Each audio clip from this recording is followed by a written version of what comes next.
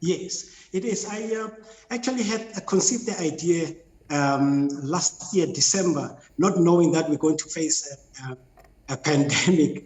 And when the lockdown happened, and it speeded up the whole process for me. That's why the album is called Uno Mu, the one, one word.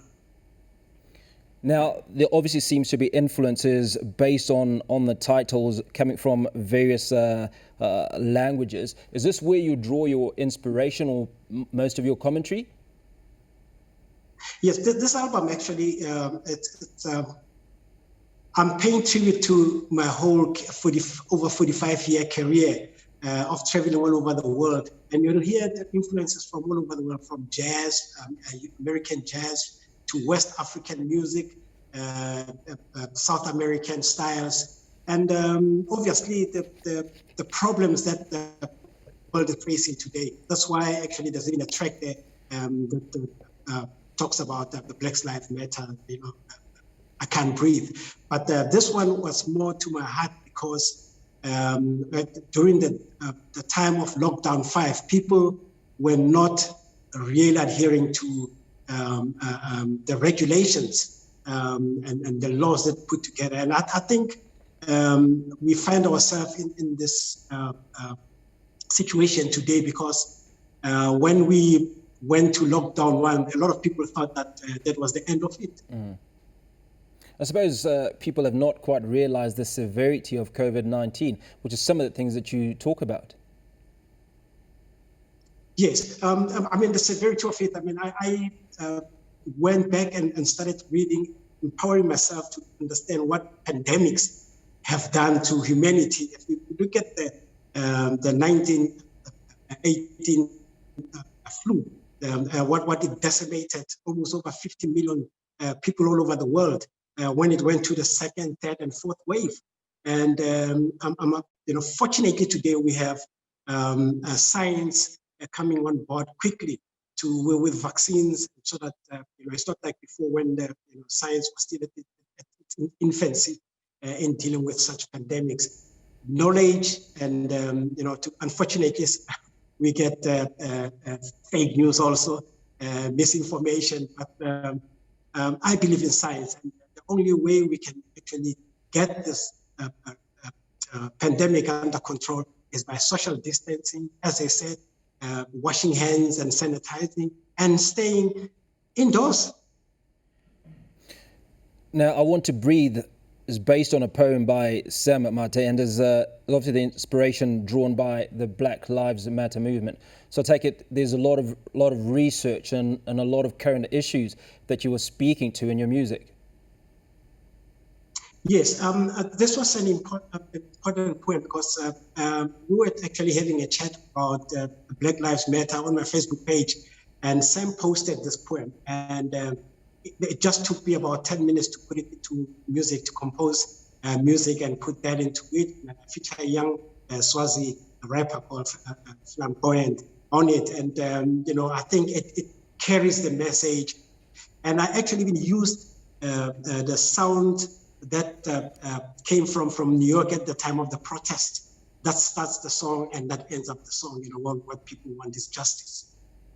Now tell us a little bit about collaborations. Obviously, in the new normal, you can't fly out to Swazi or to the US as readily as you would previously. How have you been collaborating with other artists?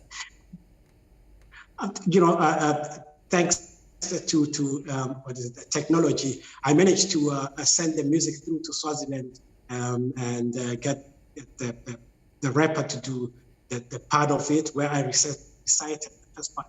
And on the title track of the album, Mundo Mundo, I used even a Swazi, a saxophonist, a young Swazi saxophonist, who is an incredible young musician. And I could send the music through over there too. And part of the album actually was to collaborate with most musicians all over the world.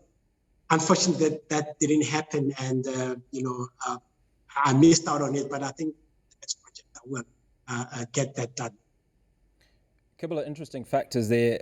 Young and jazz don't normally go together, but also rap and jazz. Tell us about that. Yeah, as a musician who's always I've delved in many genres of music, and I'm glad that my company Universal has allowed me to continue with the vision of quiet jazz, which is a mixture of things that I come across all the time, and that I put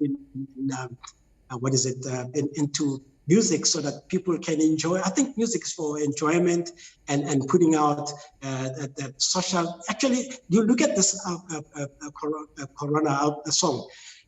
This is a documentation of 2020 and the virus. As you can look at the video, it actually typifies what happened at lockdown 5 when the state laws were put in place. So, it's not only just music, but it's also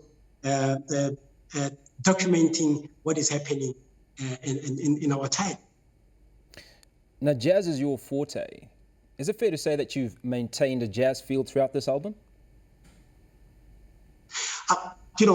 Always, if you listen to my songs, I always maintain the jazz feel with probably a lot of South African influence. I'm mainly influenced by Tanga, Marabi, like Philip Taban's music, and Abdullah Ibrahim. Those are the people that I looked up to and still do. And a lot of American jazz that I grew up on.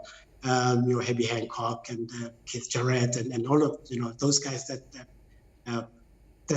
meant so much, and it still comes across in my music. The mixture of all this music, the South African, American spirituals, and this album actually managed to really grasp a lot of West African music in it.